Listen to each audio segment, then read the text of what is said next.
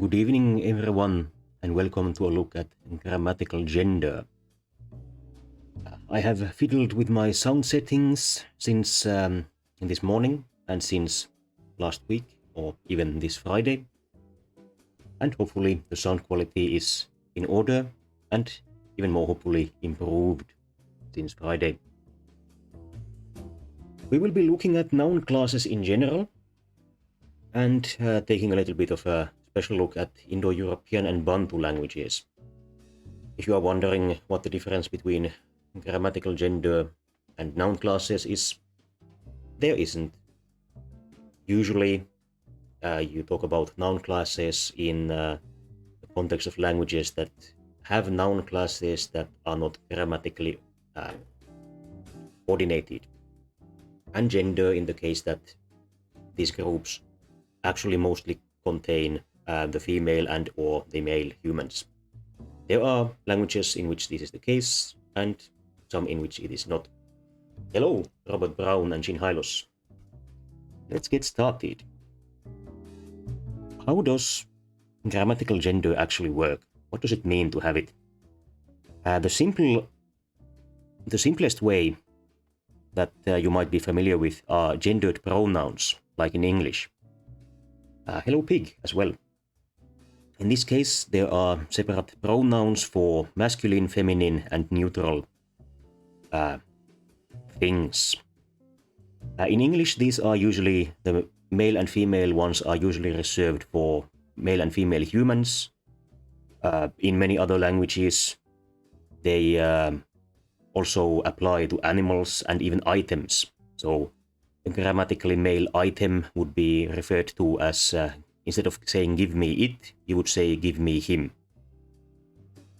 English historically had gendered nouns as well, but lost them during the contact process that produced modern English from West Germanic Old English and North Germanic Old Norse. Many European languages also have gendered nouns, which just means that everything that you can think of, animals, items, for example, also have a gender. A key, for example, is female in Italian, la chiave. Or a computer is male in Italian. So if I'm sitting at my computer, I'm not sitting at it, I'm sitting at him. Further, in some languages, even Indo-European ones, gender affects how verbs function. In the case of Russian, this is only in the past tense. So, on byl means he was, Anna byla means she was. So, you see that the pronoun is different and the verb conjugation is also different. This even functions for the neutrum, ne uter, not either, for which anno bylo is it was. Perhaps a little bit confusing, but far from the most confusing possibility with gender.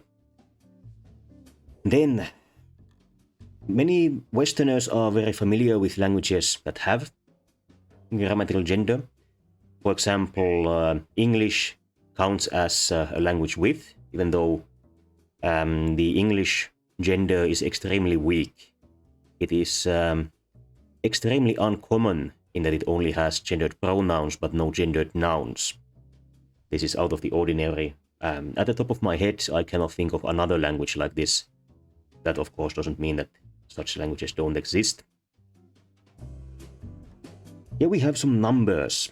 These are all pulled out of the World Atlas of Language Structures dataset, which has 257 languages with information about their genders. Most of them don't have any. So 3 out of 5 languages just don't have grammatical gender. And in general, when you have, the more genders there are, the less languages like that there are. So you go from very few and a lot to very few languages with a huge amount of genders. So here, for example, we have 50 languages with 2 genders, 26 with 3 genders, including English, and then 36 with 4 or more. The maximum amount is 9 or 10, a bit depending on how you want to define them. Gender can lead to some weird stuff when dealing with natural languages. A classic example from German is Band, which has 3 different meanings depending on which gender it has. So der Band, the masculine Band, is a book volume. So for example, a Sammelband, a collection volume, would be something that you would have for comic books, for example, or academic publications. Die Band, feminine band, on the other hand, is a music band. So like the Beatles are grammatically female. And further, a neutral Das Band is a ribbon. This is mostly where this overlaps with English. I think band in itself is not commonly used for ribbons or anything like that, but for example, the derivative bandage clearly has the same origin and generally the same meaning. Going forward, gender is something that often makes no sense, and because of that it is particularly susceptible to systematization, which is just a name for any process that makes words or structures more predictable. For example, here again from German, Rose was masculine, der Rose, in the Middle Ages, but around 1200 AD, most words with a consonant, a vowel, a consonant, and an e or at the end became feminine. So at this point, der Rose became die Rose. This did not actually affect all words like this. Der Affe, the ape, is actually not an example of this structure. I made a slight mistake there. Affe is VCCE, but der Löwe, the lion, is fits this structure but was not systematized to become feminine. Perhaps because of the cultural associations with lions as the king of the animals, and of course the stereotypical lion that we think of is usually the male one with the mane. Female lions just look like very large cats. And the development of gender as language changes is extremely unpredictable. Here we have an example from the Indo-European languages where the original form, or as original as we can reconstruct, was sohel, which means sun. This was a neutral noun. However, in different Indo-European languages, it has become has gained a different gender as well. For example, in Proto-Italic, it was swol, which was already male, and it has the descendants of this word have remained male. So, for example, in Spanish, you have el sol, again, the sun being a male thing. Whereas in the Germanic languages, the sun first became sunna, already female, and the descendants of this word have stayed female. So, for example, in High German, you have die Sonne, again, still female.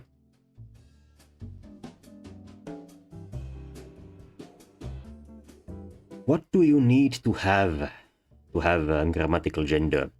Clearly, it isn't particularly natural, doesn't come simply to languages, since it is something that only a minority of languages have. One of the absolute necessities is grammatical agreement. This is something that extremely many languages have, but English is an outlier in that it doesn't. If there is no grammatical agreement, then you would just have no way of telling what kind of gender this item has, which is of course the case in English as well. And it might be that the loss of grammatical agreement might have triggered the loss of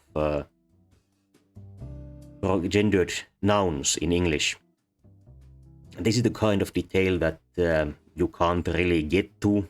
I don't think it will be possible to answer this question.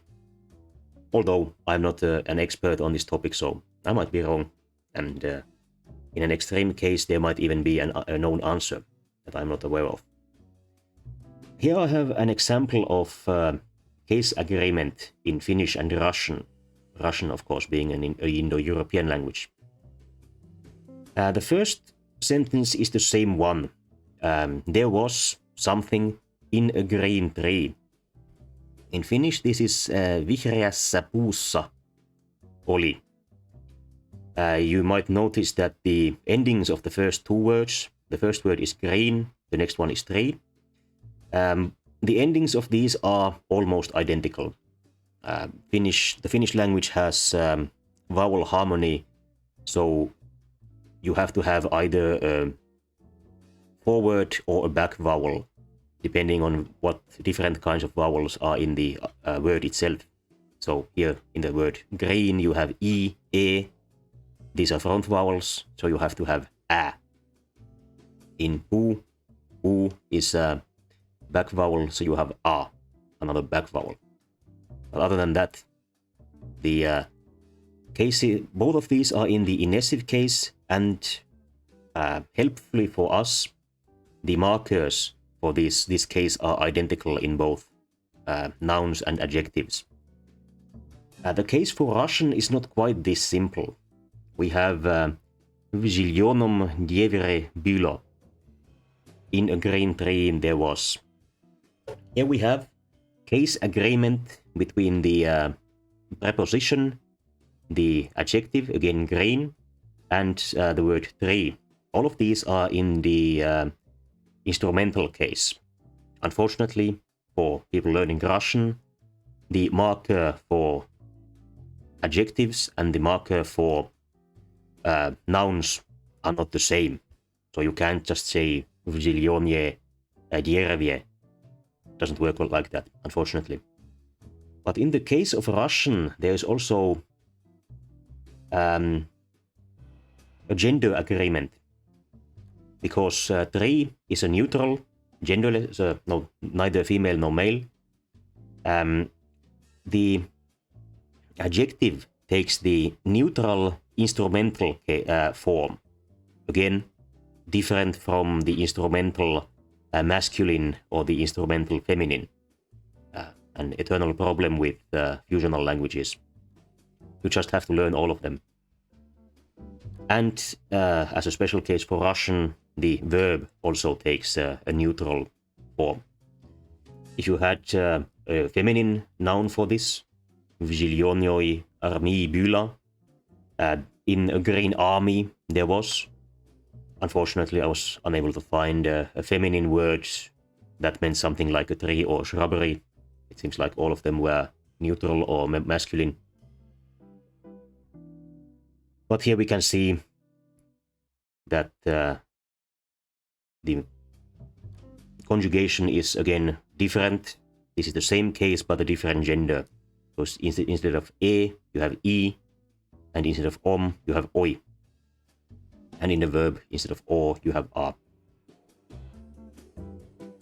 Generally, this means that grammatical gender can only appear in inflected languages, but that is not strictly speaking true. In extremely rare cases, some isolating languages actually can have grammatical gender because they can have gender particles. And this is an example from Kasi, an Austroasiatic language. Austroasiatic, more famous Austroasiatic languages are, for example, the languages of Vietnam. but I do not think Laos or Cambodia. I think those are Kra-Dai languages. But Southeastern Asia is what we are talking about. Here we have basically the same sentence, a beautiful woman or a handsome man. The adjective here, baiba, is the same for men or women. But what is different is kynte, which means a woman, and brave, which means a man, and the particles that they take. These are similar to the indefinite and definite articles in English. So this is, think of them as the word the or a in this case. A beautiful, a woman, and the is a variant that carries the female gender. So you have ka kynte ka baiba or ubrave ubaiba. Somewhat unusual. This is another case of I'm not quite sure if this is unique in the world. Might be, might not be. In any case, if there are other languages like this, there are extremely few of them.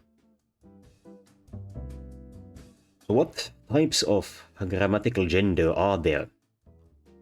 The simplest way to mark gender is overt. So you build the word out of components that are inherently gendered.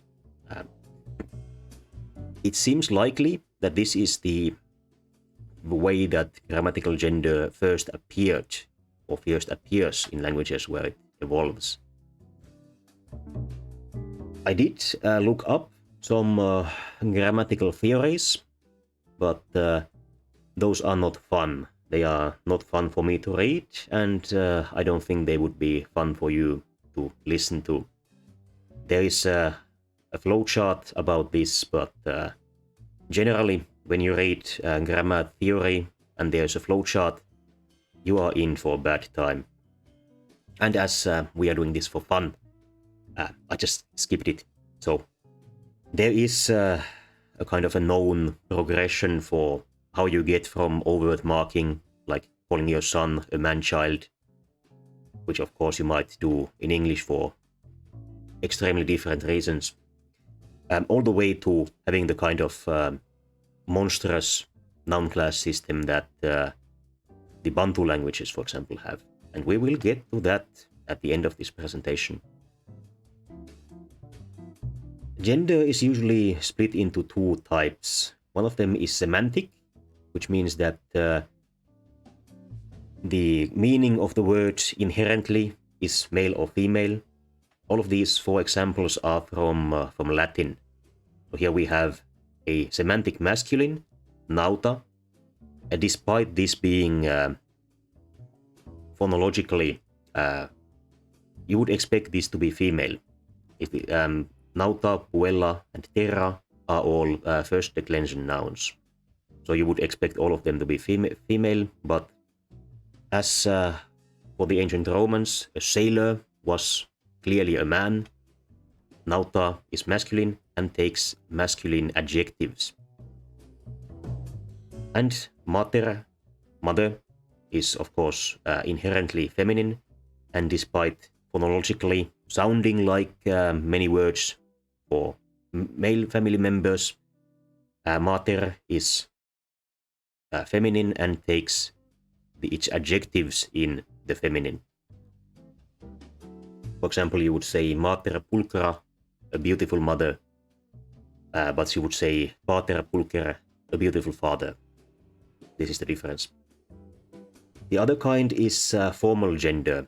In this case, there is no particular inherent content that would justify words having gender, but usually they get grouped due to or according to their similarity with other words.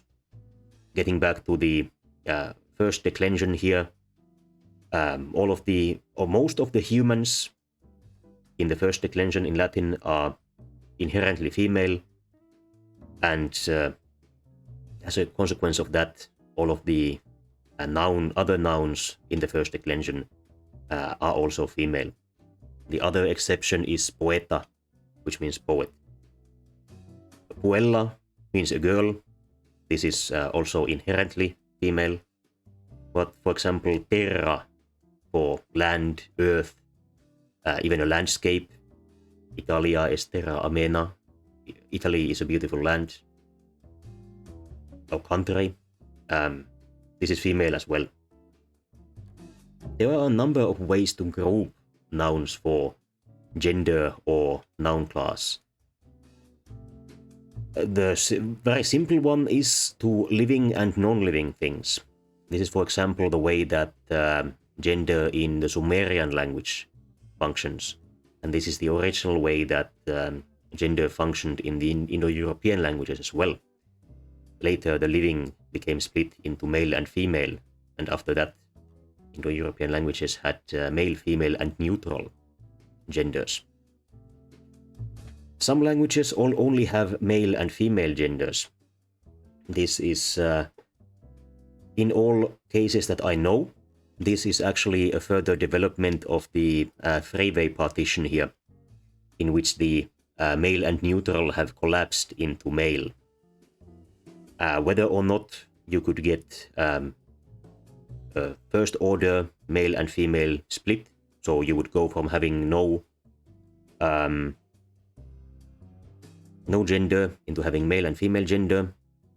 Well, we already saw that Austroasiatic language where this is the case, so it is possible, but possibly quite or even exceedingly rare. And then the final split I have written down here are the complex ones. This is vaguely based on the Bantu groupings.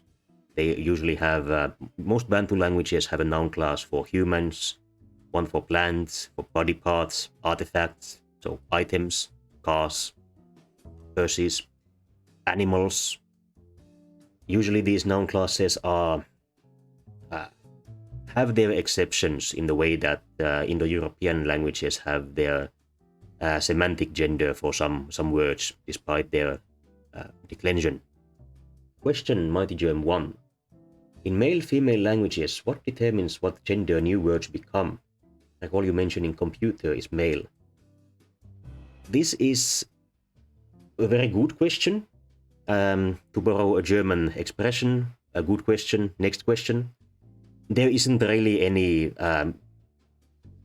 particular rules to this. I'll get back to it a little bit when we get to the, I think even the next slide might be the one about the origins of gender in the Indo-European languages. Part of it is just words sounding similar.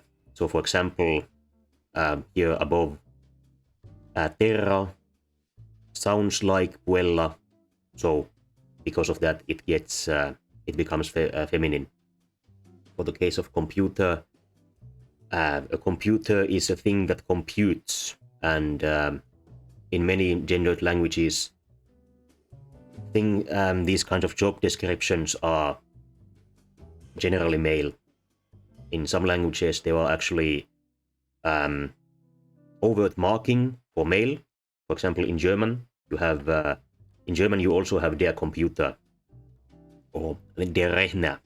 Der Rechner is just the computer in German. So rechnen means to compute.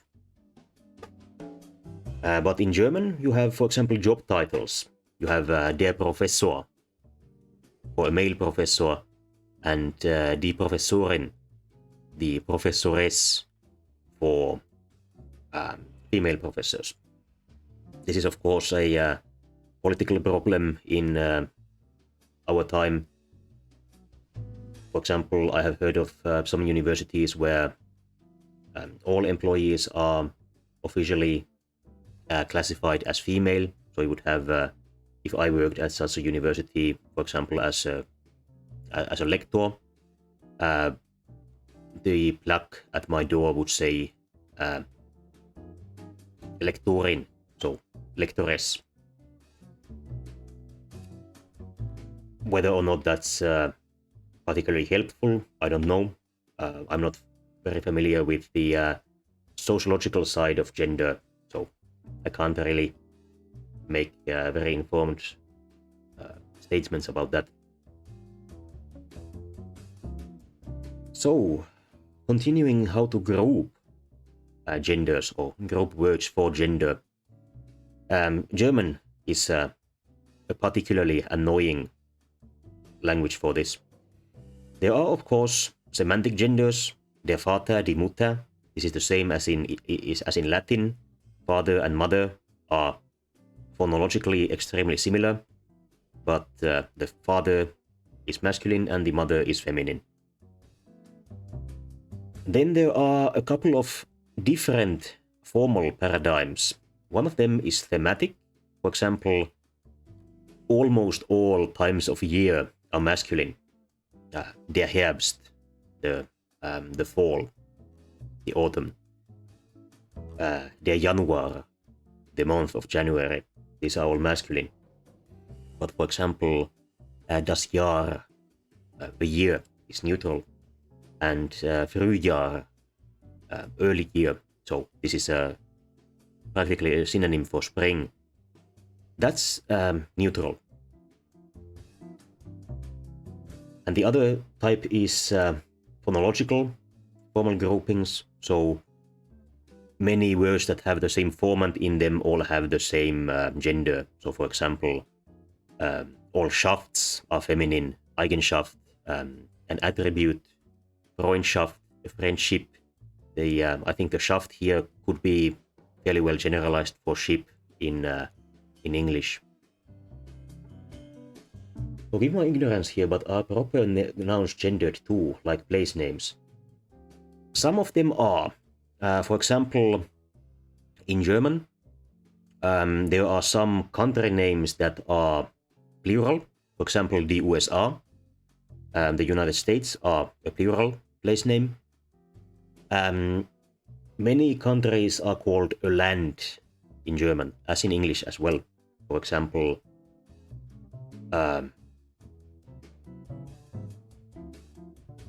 what do we have? Deutschland, obviously, Germany. If you say in Germany, you do say in Deutschland with the masculine variant.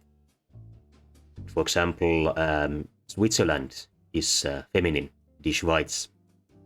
So instead of saying im Schweiz, like you say im Deutschland, you say in der Schweiz. Again, technically you could also not use the contraction. Im is shortening for in dem, in the way that it is a contraction for it is in English.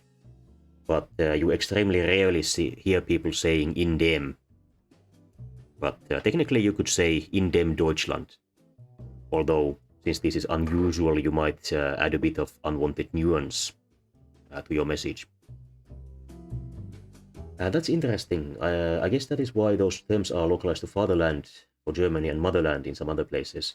That is exactly why the patria in Latin is actually a funny example of this, because it is derived from father, but the format for lands in Latin, and of course in Italian further, the format makes it feminine.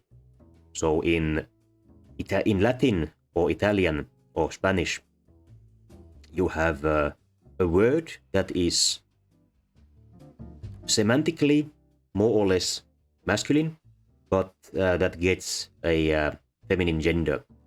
In the case of Russian, for example, I think the most famous for the motherland, the word is Radina, which is grammatically female, and that is why it gets translated as motherland. So out of these three ways to anticipate which gender a German noun gets, usually the semantic one is the strongest, but not always. For the example here, das Mädchen means a little girl, and it is neutral. Because in this case, the diminutive suffix hen, which gives a neutral gender, is for some reason stronger than the semantic meaning. Even then, even with all these three different paradigms, only about 80% of German vocabulary are explainable in any way. So there are, out of the 80%, there are many such cases where you cannot know in advance whether or not you should use some sort of thematic or some sort of phonological rule to figure out the gender. And in the rest, 20%, there is just absolutely no reason why it has that gender. At least not one that you can easily figure out. Usually, it's not technically correct to say that there is absolutely no reason. There's always a reason, and in most cases it used to be regular at some point in history. But when it gets irregular enough, it's as good as random for people just learning the language. This is the case for the Russian stress system as well. For many Indo-European languages, the position of the stressed syllable in a word is fixed. For example, for the Germanic languages, it is always the first syllable. For Italic languages, it is almost always the second to last syllable. You can see it here up top as well. Nauta, mater, and terra are all two syllables, so the stress syllable is the first one. Puella is three syllables, so the stress syllable is the middle one. For Russian, there isn't such a simple reasoning for it. I have read a paper about the stress pattern in Russian.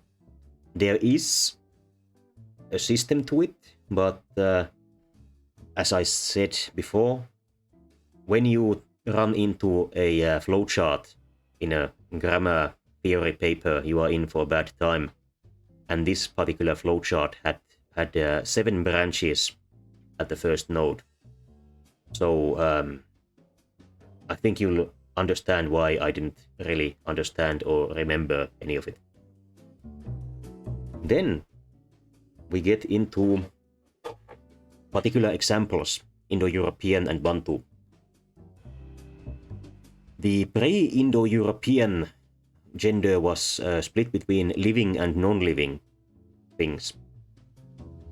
This survived in the Anatolian languages, such as Hittite, which were the first to split from other Indo-European languages.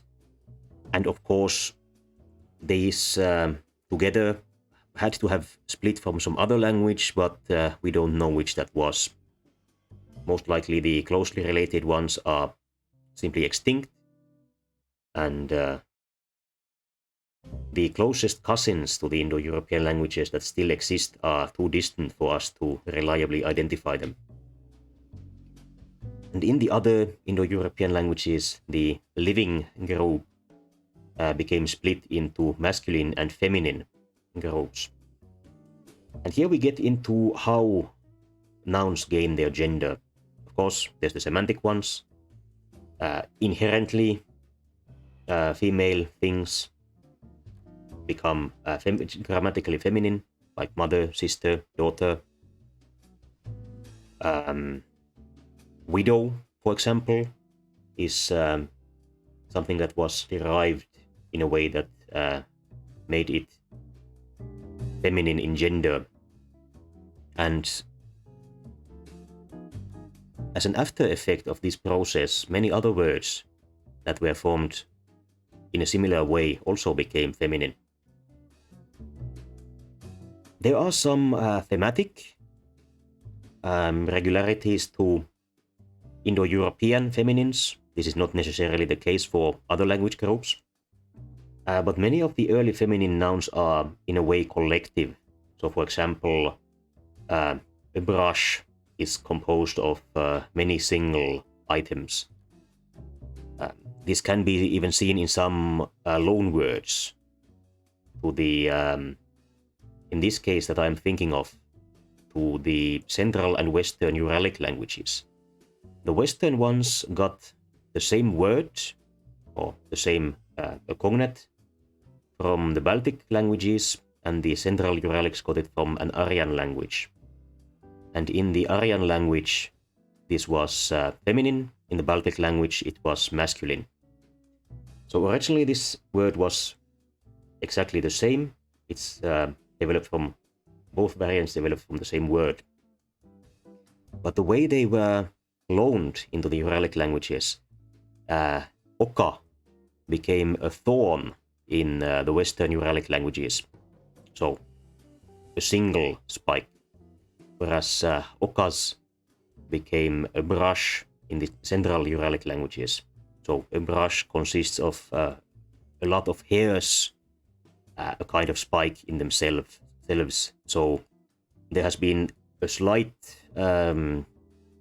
development in the meaning of this word, and it has gained this collective nature. And after the very beginning of this process, there are phonological developments. So the previously living eventually gets split into things that are either masculine or feminine. And in most cases, this is a question of what sounds are at the end of the word. For example, widow, which I mentioned, has an A at the end of it. And many other Indo-European words ending with an A also became feminine. I did not write down this example, but the word was similar enough to Witwe that I imagine it will be good enough for this kind of unofficial presentation. The phonological split that caused some words to be masculine and some feminine, depending on how they sound, might have had some sort of unknown motivations in the worldview of the people speaking this language. We can't know that because these things happened 5,000 years ago.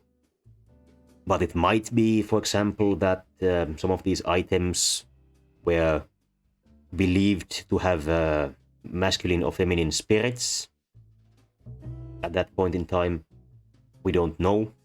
In some languages, grammatical gender or let's say in some cultures, the grammatical gender in their language and the gender of the spirits in their religion correlate extremely well.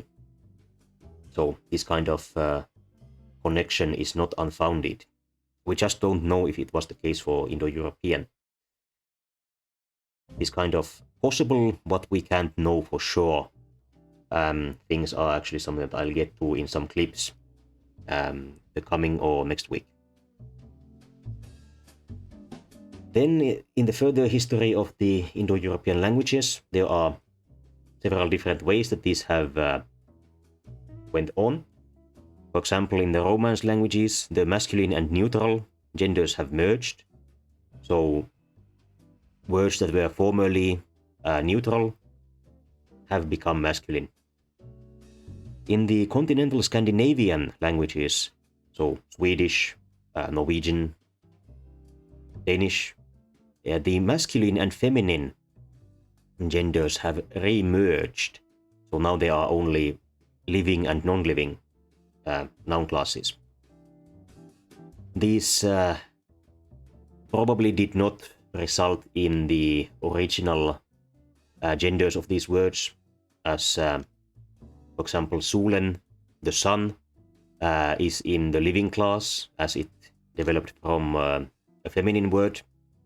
And as we remember, the original Indo-European word for the sun was neutral.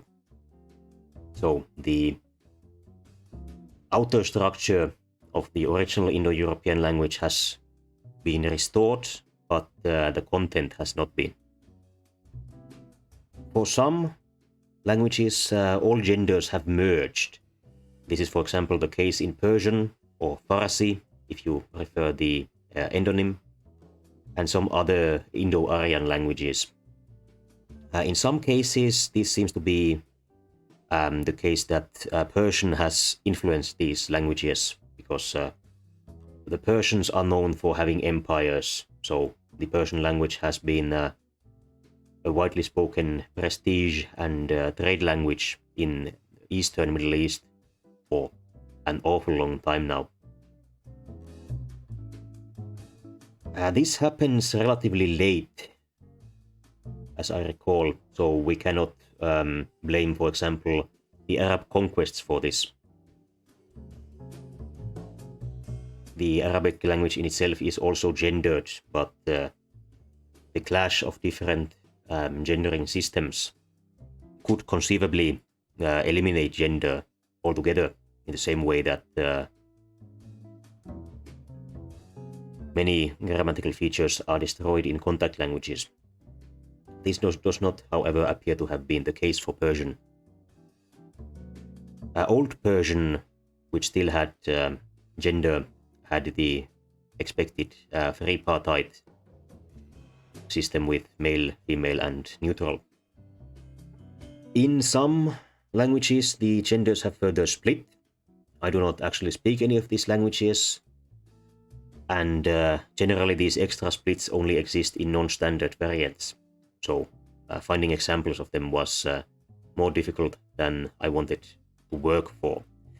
But some kinds of Polish have, this is the maximum case, have a masculine human noun class, a masculine living noun class, so for example male dogs or male cats, and masculine non-living things, so masculine stones, for example. So you see that it can get quite complicated. And speaking of complicated, here we have the Bantu noun classes, the absolute mass monster of grammatical gender. Reducing or removing genders seems straightforward, but adding genders to a language that didn't have them seems odd, since it applies to almost every word in the language, right? Yes and no. It appears that the overt marking relatively easily appears without applying to every word, and when the system later gets systematized. But in the case of this Austroasiatic language, it seems to have appeared directly as male and female. So I would say that in general, for most languages in which gender or noun classes appear, it seems to start as overt marking and optional. So you have words that sort of have gender and words that don't. I'm not aware of any actually documented cases of gender appearing in the way that we have the case of the Nicaraguan Sign Language developing from nothing into a fully functional sign language within the last 40 or 50 years or so. Having a case like that would be extremely interesting for gender, but unfortunately we don't have one. But getting back to the Bantu noun classes, if you read up on this topic, you might find a different number of noun classes, sometimes, for example, 18. And this is because, unfortunately, for many Bantu languages, the singulars and plurals of the same word work in different ways. So some theoreticians do not group them into first class singular and first class plural, which is the way that I have followed in this table, and instead they class them as class 1 singular and class 2 plural that usually applies to class 1. Here we have an example from Swahili, a widely spoken Bantu language of Eastern Africa. This was a trade language on the east coast of Africa, and for example the Sultanate of Zanzibar was, when not governed in Arabic, was governed in Swahili. And as a result of this, there is a huge amount of second language Bantu speakers second language Swahili speakers in Eastern Africa. Most of these people speak a different Bantu language as their first language. So here I have tried to group these into 9 genders or noun classes, the first of which mostly contains humans. So it contains most humans and most of its words are humans.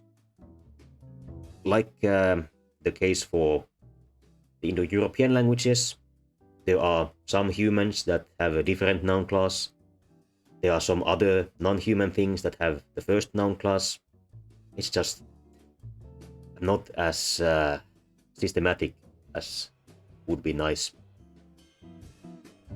The Bantu languages are in general agglutinative languages, which if you've listened to earlier presentations you might be familiar with.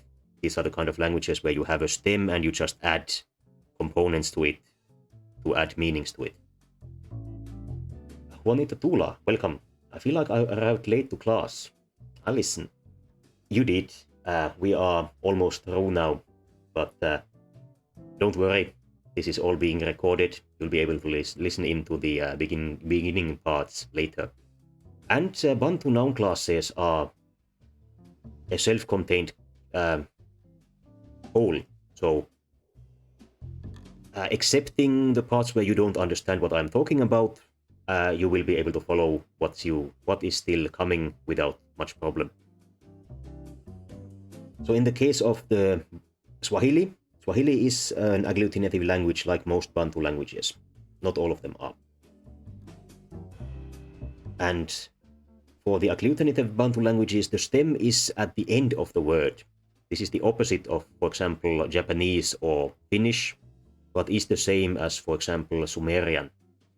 So getting to the examples, we have a person and people.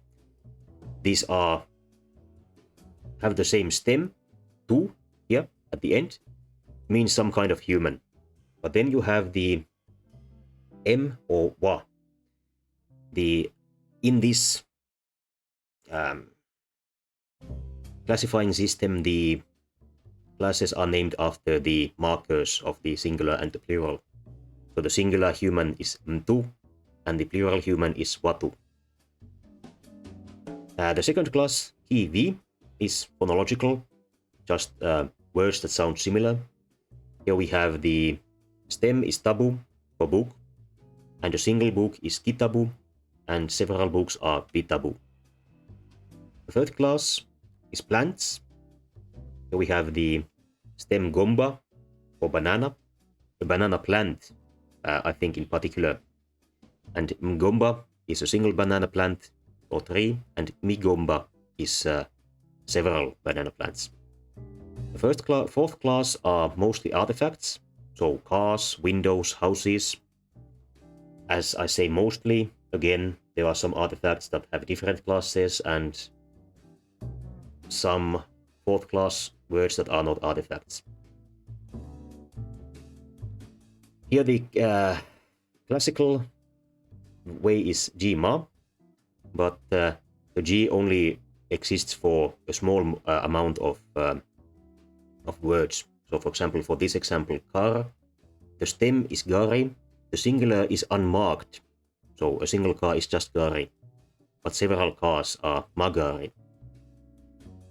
Then we have two groups that do not have a difference in the singular and plural, the NN and UU groups.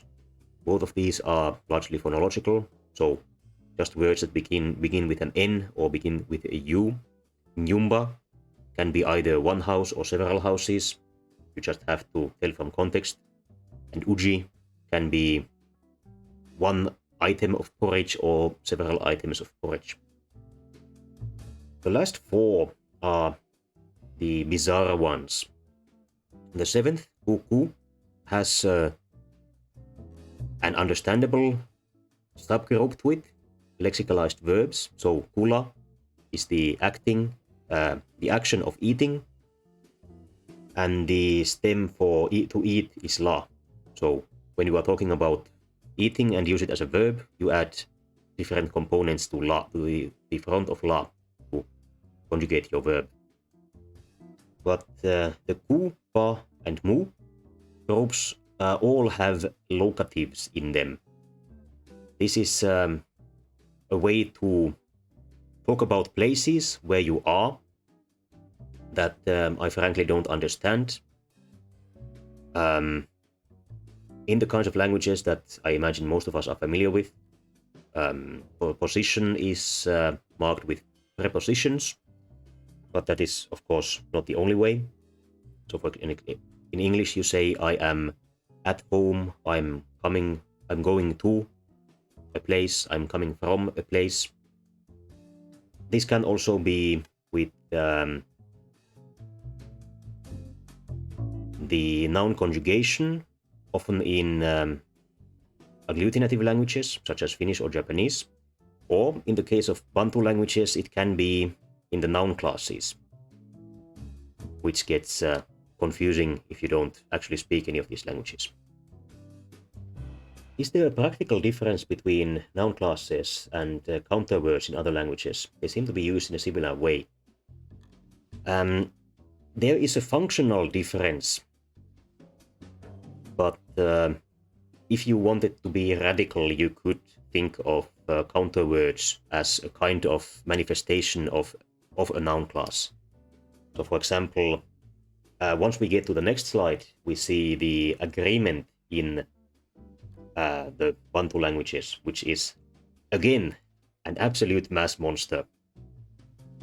But, for example, the counterwords in Japanese do not function in this way. You have enpitsu ippon, a single pencil, but it doesn't affect the words, and it doesn't affect any adjectives that it takes, and it really doesn't affect anything else than being used as a counterword. So back to the locatives. So I would have to have, I did not find, I was not able to easily find an entire sentence examples of these. So let's imagine that we understand how this works. But when you want to say that you go to a place, you somehow use ku to make it. And you use mu when you are inside it. This is probably somehow comparable to the way that it functions in Finnish, for example. But without actual sentences, I don't really understand it. Swahili is actually one of the languages that I am interested in learning in the future, but it takes time to learn languages. Maybe when I'm old I'll speak Swahili as well, but that is not yet the case. Then here we have some Bantu sentences that might help you understand how horrifying grammatical gender can be in languages that have a lot of agreement. I have some examples from Italian for comparison. So, you can have agreement between nouns and adjectives. This is also the case in Italian. Sorella bionda, blonde sister. Blonde brother would be fratello biondo, so with an O at the end of it. Possessive pronouns also take the appropriate gender, mia sorella. Demonstrative pronouns, again, take the appropriate gender, questa sorella, so my sister, this sister. And in Bantu languages, even verbs conjugate for the subject and object for their noun class. This is something that I am not familiar with in any other languages. But I have some examples. Here we have the sentence, that bag fell. Here we have mfuko uli anguka. And once we start to break this down, what we actually start with here is the word bag. This is third noun class. And because of that, all the other words get a component at the start, because Swahili is a stem final language. The marker for the third gender, so to say, comes at the beginning of all the other words. the demonstrative pronoun is simple. Le means that, and you say ule because the bag has the third noun class. Here we have a verb. The stem to fall is anguka. And in front of that, you add a component that means that this happened in the past. This is the way that agglutinative languages work. And in front of that, you add the gender of the subject. So what happens when you have both a subject and an object? In the next sentence, we have my child bought a book. So the child is the subject. It is the first class as a human. And a book is the object. This has the second noun class. So the sentence becomes Mtoto wangu alinunua kitabu. Here we have my, ngu, my child. These belong together, so both of them take the first class. The book is not related to my child, but both of them are related to the verb. Here the stem for to buy is nua, and the gender of the object comes after that, and before the marker for the time. And the marker for the subject comes right at the beginning. Quite difficult. What about compound subjects with different classes, like my child and my book fell? I don't actually know. That's a good question. I can think of two possibilities. One of them is repeating. So you might have, in this case, anulinunua. It's possible. As I don't speak Swahili, I don't actually have an answer for this. I took these examples from publications. The other possibility is that some noun class is overriding. This is the case for example, Romance languages. When you have a mixed group, for example, imagine you have a group of humans. If you have even a single male human in a group, then the entire group is male. You have to have a group consisting entirely of females for it to be a female group. It might work the same way for the Bantu languages. So it might be that the, for example, that the first noun class would be the overriding one, and then you would just use the a, like here. Unfortunately, I don't know. So that is something that I neglected to mention. Some languages have gendered groups as well. For example, German only has one kind of group. German has... in German, there are the singular and the plural. In the singular, we have male, female, neutral, and only one plural for all of them. But for example, in the Romance languages, let's take Italian again, because it is the one that I speak the best. In Italian, you have singular and plural, male, female, and male, female. You also have definitive and indefinitive plurals, which is a bit off topic, so let's get to that sometime in the future. So that was what I had to say about the Bantu languages. The last slide is about a topic of some controversy, the cognitive effects of grammatical gender. So what kind of effects does it actually have on people thinking?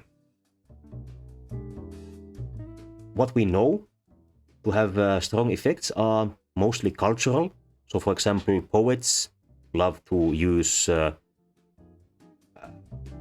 similes, where they use grammatical gender to imply the gender of humans. So for example, there's a famous poem about a fig and a palm tree that are male and female respectively in German. That is actually about a heterosexual romance. So the fig tree, being grammatically masculine, stands for a male human, and the palm tree, grammatically female, stands for a male human. And when asked roundaboutly, people have their perceptions colored by grammatical gender. So, for example, when you ask people to describe, for example, a key, which is feminine in Italian and masculine in German, the kind of adjectives that you get are different, and they are more, stereotypically male or grammatically masculine words. So der Schlüssel, for example, is more likely to be described as robust, strong, and la chiave is more likely to be described as gracile, elegant, beautiful, that kind of thing. And when presented with the idea of having a cartoon character based on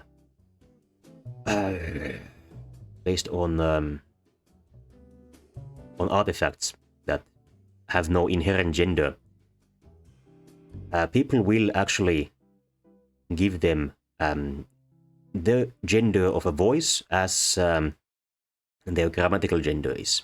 So, for example, la chiave as a cartoon character would have a woman's voice, and der Schlüssel as a masculine item would have a male voice. Comments. Now this is the slide I was waiting for. I'm glad. And that's strange, since Fichte is feminine, isn't it? My understanding is that it isn't. I can check this out actually while we're waiting. Duden is relatively simple to call up. I think that Fichte is, it might be one of those that are different for different dialects. But let's look it up.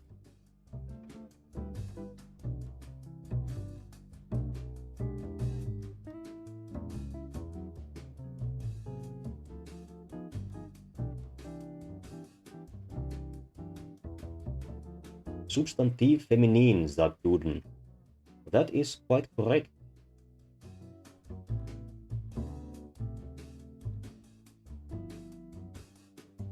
There aren't even any special cases for this. So, it seems that I have made the classical blunder of believing what the publication says without actually looking up what they claim. I have avoided making this mistake in my master's thesis originally, but of course I made a little bit more effort for my master's thesis than this one.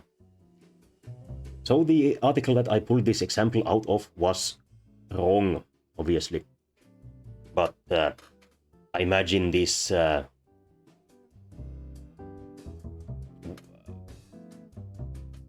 penchant. How do I say that in English? The way that poets do this, I imagine, is still true, even if the example from that article was wrong. So, that's the kind of, on the cultural level. Getting further into more of the cognitive effects, I read another couple of articles about this one. And the most interesting one was about triadic similarity experiments. So you get a series of words which are different in some ways, and you have to pick out which doesn't belong in the group. And then you analyze what they picked and see if they overwhelmingly or even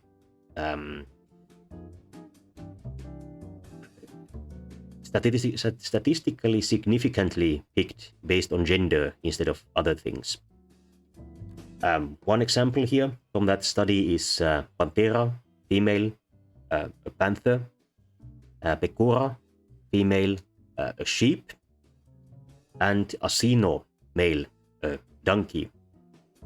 So in this case, if you picked out Asino, this would be a data point where you might have made your decision based on the grammatical gender. If you picked Panthera, that is the only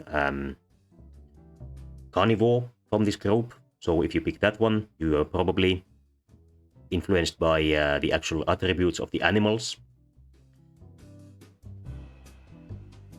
While doing this kind of thing, the informants said that they did not consider the grammatical gender of the words. So they did not consider it knowingly. But of course, knowingly doing something and doing it at all are quite different. Actually, they do, not overwhelmingly, but they do select more based on the grammatical gender when it comes to animals. For some reason, they do not do this with artifacts. How exactly this happens in the brain would be something for neurolinguists to answer. That is far away from my personal specialty, so I don't have any idea, and I am not really capable of even reading their publications. Grammatical theory is difficult enough for me when it gets to actual neuroscience. I just won't even try. Interestingly, in this study, it was found that this phenomenon occurs with the Italian language, but not with the German language. A difference here is that Italian only has male and female words, whereas German has male, female, and neutral. It might be that the possibility of having neutral words somehow nullifies the effect in the mind. Again, this was an article demonstrating that this happens. They didn't really get into why it might happen, and I have absolutely no expertise to evaluate why it might happen. But as even so, interesting. There are a lot of things about the human brain that we just don't know. Perhaps we will know someday. This has been the end of this presentation. Thank you to everyone watching. I will now end the recording. Thanks to everyone watching on YouTube afterwards.